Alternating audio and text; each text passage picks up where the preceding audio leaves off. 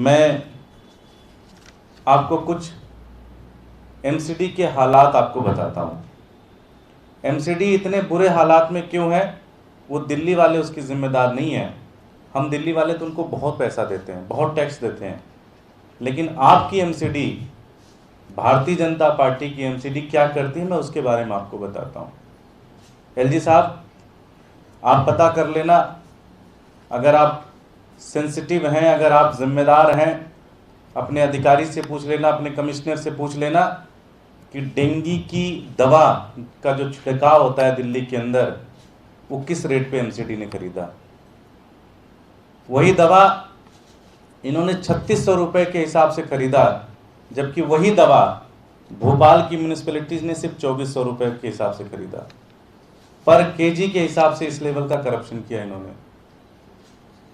आपके कूड़े के मशीन की सफाई के लिए ट्रॉमर मशीन खरीदी गई, जिसका रेट 17 लाख रुपए मार्केट में उसका रेट है, लेकिन आपकी एमसीडी, भारतीय जनता पार्टी की एमसीडी, उसी ट्रॉमर मशीन के लिए 19 लाख रुपए पर मंथ के हिसाब से किराया दे रही है 3 साल के लिए। करोड़ों रुपए का करप्शन यहाँ पे हुआ। बच्चों की किताब खरीदने में करप्शन हुआ, हाउस टैक्स इकट्ठा करने में करप्शन हुआ, और सबसे बड़ी बात यह है कि करप्शन की सूची तो बहुत लंबी हो जाएगी।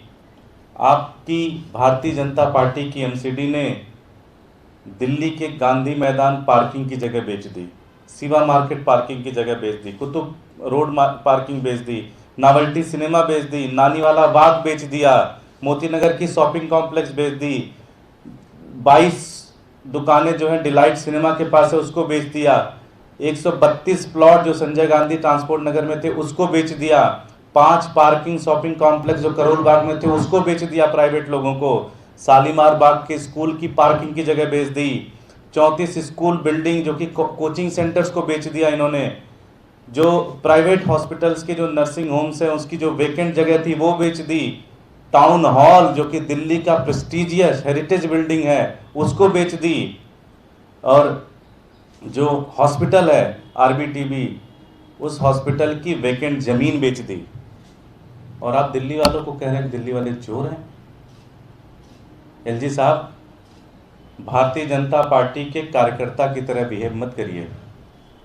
आपको भगवान ने एक बड़ी जिम्मेदार पद पे बिठाया है, आप दिल्ली के उपराज्यपाल हैं। भारतीय जनता पार्टी के कार्यकर्ता की तरह नहीं बिहेव करना चाहिए। भारतीय जनता पार्टी वाले दिन रात दिल्ली वालों को गाली देते हैं, दिन रात दिल्ली वालों को गाली देते हैं। उनको कहते हैं तुम्हारी झुग्गी तोड़ देंगे, तुम्हारी अनऑथराइज कॉलोनी तोड़ देंगे, तुम्हारी बड़ी बड़ी कोठियां हैं जिनके छज्जे बड़े हैं वो तोड़ देंगे। दिन रात भारतीय जनता पार्टी के लोग दिल्ली वालों को गाली देते हैं। आपने भी गाली देना शुरू कर दिया, आपने भी दिल्ली वालों को चोर कहना शुरू कर दिया। सर, दिल्ली में जो व्यक्ति रहता है कम से कम 12 से 14 घंटे डेली काम करता है, 8 से 10 घंटे तो नौकरी में लगाता है, और कम से कम 2 से 3 घंटे उस नौकरी वाली जगह पहुंचने में लगाता है।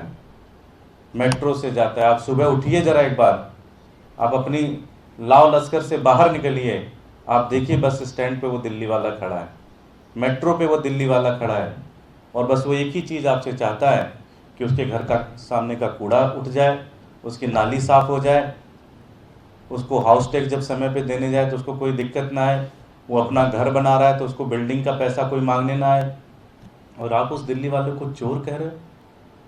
ये बहुत ही गैर जिम्मेदाराना बयान है एलजी साहब। आपको इसके लिए दिल्ली वालों से माफ़ी मांगना चाहिए।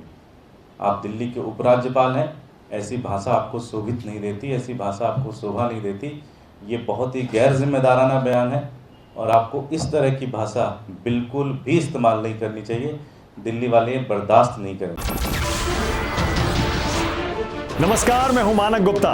अगर आपको हमारा ये वीडियो पसंद आया हो तो इसे लाइक और शेयर जरूर करें, और हाँ, हमें सब्सक्राइब और फॉलो करना ना भूलें, ताकि आप देश और दुनिया की कोई खबर मिस ना करें।